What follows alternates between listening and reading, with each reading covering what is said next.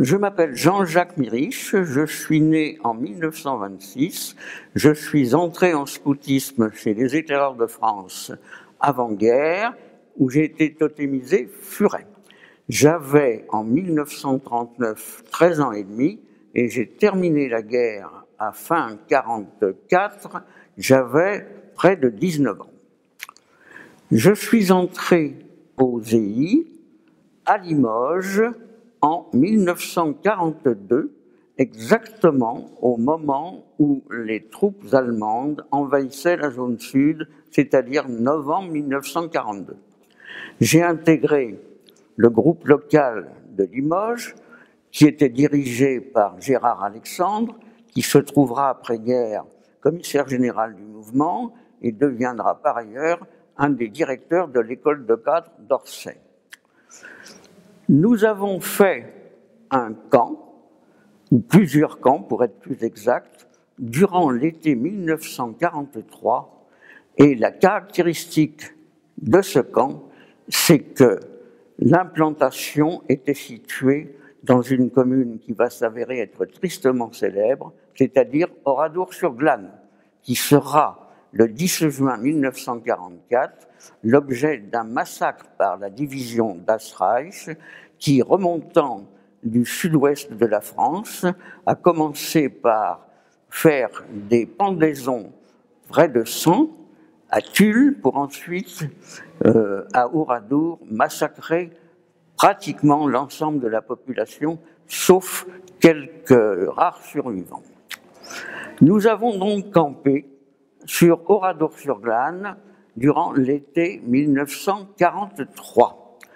C'était un camp régional, en ce sens que, indépendamment du groupe local de Limoges, dirigé par Gérard Alexandre Isard, il y avait les EI de Périgueux, dirigés par Jean-Paul Bader Caméléon, ainsi que ceux de Brive, l'animateur du groupe local de Brive étant Jacques Meyermog, totémisé loup. Nous étions à quelques kilomètres d'Oradour même, dans un vaste terrain qui entourait des fermes et qui s'appelait, avec un nom très poétique, Dieu-Lidou. Et nous avons fait des sessions de camp qui étaient numérotées, Dieu-Lidou 1, Dieu-Lidou 2, Dieu-Lidou 3, Dieu-Lidou 4, du début juillet jusque pratiquement fin août. Je m'occupais non pas de la branche éclaireur qui avait été mon activité principale antérieurement, mais je m'occupais du ravitaillement, de l'intendance, on dirait maintenant la logistique. Et cela m'amenait à aller à Oradour-sur-Glane avec ma bicyclette 2 fois par semaine. À Oradour, nous avions une maison amie qui était tenue par une famille juive de Bayonne, repliée à Oradour, étant donné que Bayonne était en zone côtière et que l'édification du mur de l'Atlantique était en cours, et que dans ces conditions, les Juifs n'étaient pas en odeur de sainteté, si l'on peut dire. J'allais donc chez ce monsieur Pinède, voici son nom, 2 fois par semaine pour récupérer le courrier, récupérer le pain et surtout être au courant des potins dans le village. Je dis potins parce que, à ce moment-là, en 1943, toute la France était occupée et il était bon de savoir ce qui se passait, quel était le climat, si l'on peut dire. Et quand j'étais chez M. Pinède, je voyais passer une jeune fille qui avait 1 an de plus que moi. J'ignorais même son prénom, mais je vous en reparlerai après parce que c'est un cas très particulier. Au camp, nous avions une animation spirituelle qui était de Samy Klein. Samy Klein, qui était l'aumônier général des EI, aumônier de la jeunesse, il n'a pas pu rester durant tout le camp et il déléguait, si l'on peut dire, ses pouvoirs sur le plan de l'animation spirituelle à des garçons tels que Beno Gross, Théo Dreyfus, indépendamment de Jacques Meyermog et de Jean-Paul Bader.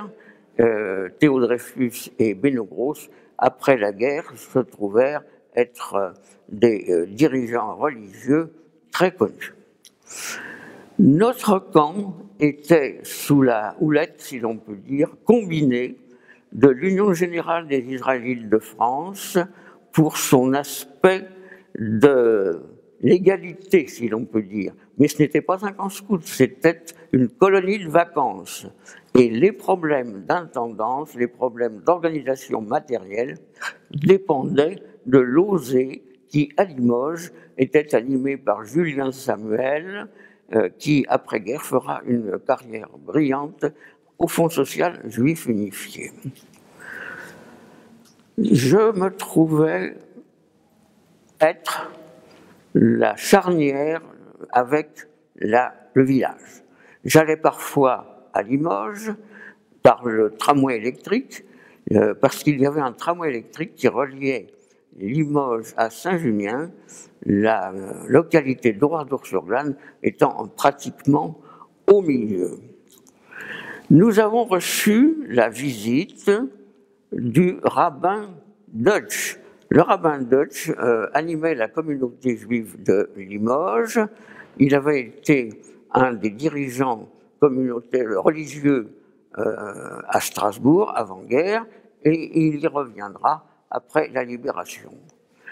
Nous avons donc eu sa visite un soir pour une veillée et durant cette veillée qu'il a animée, nous avons été séduits par le brio et la manière dont il a pu donner à nos chefs, à nos aînés, puisque c'était une réunion d'aînés, une conviction extraordinaire.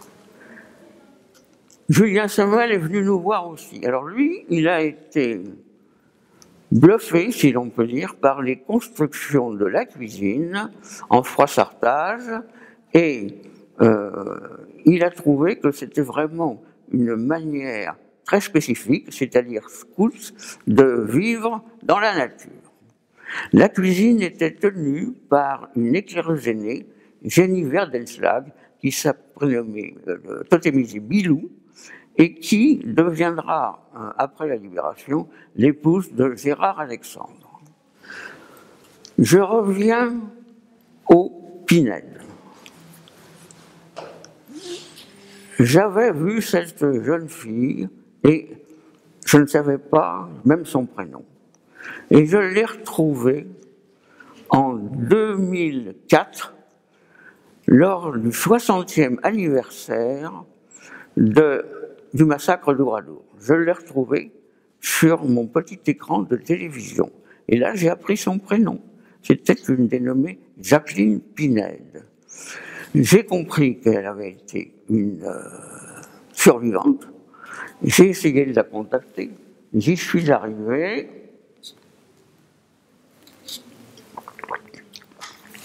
Et elle m'a raconté son histoire.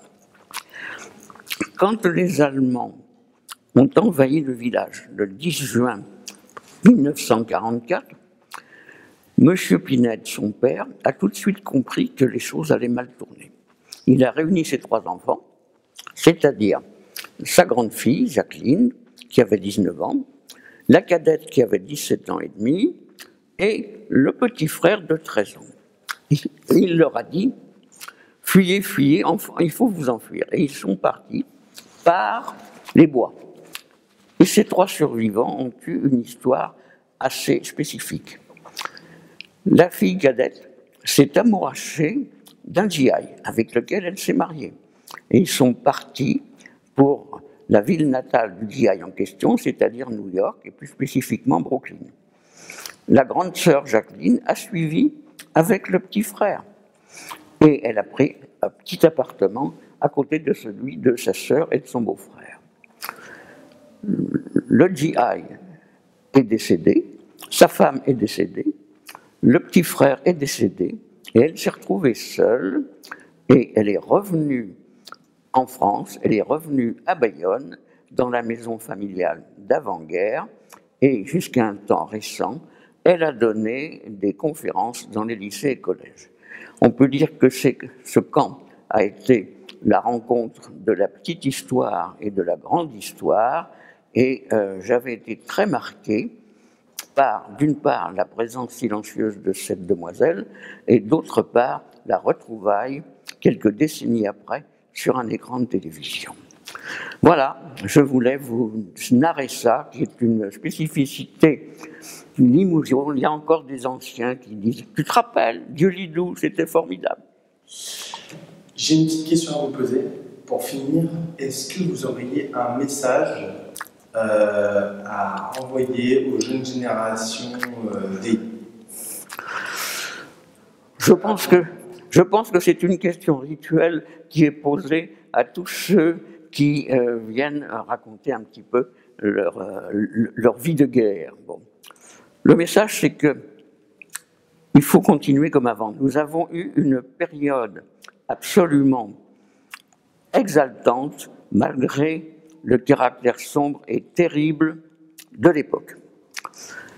Les défis actuels sont tout à fait différents, mais ils sont tout autant gigantesques, si l'on peut dire.